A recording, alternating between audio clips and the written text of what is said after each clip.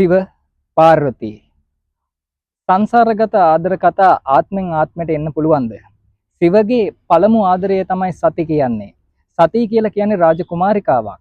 සතියගේ පිය රජතුමා සිවට කැමති වෙන්නේ නැහැ.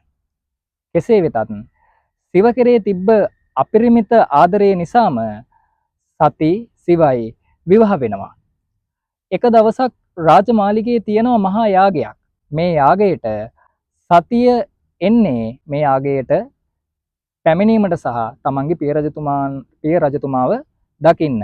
නමුත් මේ අවස්ථාවේදී සතියගේ පියාණන් විසින් සිවට නිന്ദා අපහාස කරනවා. මේ නිന്ദා අපහාස දරාගත නොහැකිව සිවට අපරිමිත ආදරය දැක්වූ සතිය මේ යාග භූමියේම ගින්නට පැනලා සියදිවි විහානි කරගත්තා කියලා කියනවා.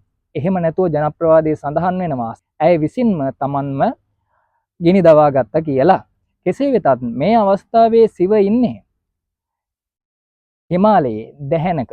සිවට දැනෙනවා තමන්ගේ ආදරිය වෙත යම්කිසි දෙයක් සිදු වුණා කියලා. තමන්ගේ තුන්වෙනි ඇහැ විවර කළ බලන සිව සතියව දැකලා ඒ වෙලාවෙම සතිය හිටපු රාජමාලිගයට එනවා. තමන්ගේ ආදරිය වෙච්ච සතියගේ සිරුර උස්සගෙන මේ ලෝකය පුරා අහසේ සිව රෞද්‍ර තාණ්ඩව නටුවා කියලා කියනවා. මේ සිවගේ කෝපය නිසාම මේ ලෝකයේ සමතුලිතතාවයේ බිඳ වැටිලා තියෙනවා. මේක දැකපු විෂ්ණු දෙවියන් ලෝකයට කරදරයක් විනාශයක් වෙයි කියලා සුදර්ශන චක්‍රයේ වල සතියගේ සිරුර කොටස් 51කට විසුරුවා හැරියා කියලා කියන සංසාරෙන් සංසාරයට පතාගෙන එන තරම් ආදරයක් සිවට කරා සතිය. ඒ නිසාම සතිය යලි පුනර්භවයක් ලබනවා පාර්වතී විදිහට.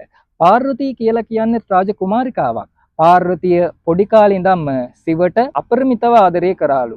ඒ ආදරය නිසාම වැඩිවියට පත්වෙච්ච පාර්වතිය සිවට තිබ්බ ආදරය වෙනුවෙන් වනගත වෙලා සිව වෙනුවෙන් දැහැනක යෙදුණා කියලා කියනවා. ඒ දැහැන දැකපු සිව මේ ආදරය ඇත්තක්ද කියලා පරීක්ෂා කරන්න මේ කැලේට වැඩියලු වෙනත් වේශයක් අරගෙන ආත්මීය ආදර කතාවල පරීක්ෂා කිරීමක් තියෙනවමයි කියලා කියනවනේ. ඉතින් මේ වෙනත් වේශකින් පාර්වතිය ඉස්සරහට ආපු සිව පාර්වතියගේ මේ ආදරේ ඇත්තද කියලා බලන්න විවිධ ප්‍රයෝග පෑවා කියලා කියනවා. මේ ප්‍රයෝගයකටම පාර්වතියගේ මුවින් ආපු උත්තරේ හැම උත්තරයක් තුළම සිව කෙරේ අපරිමිත ආදරයක් තිබ්බා කියලා කියනවා. ඒකට පැහැදුණු සිව දෙවියන් විසින් පාර්වතියව තමන්ගේ බිරිඳ විදිහට පත් කර ගත්තලු. ඕම් නමස් සිවාය.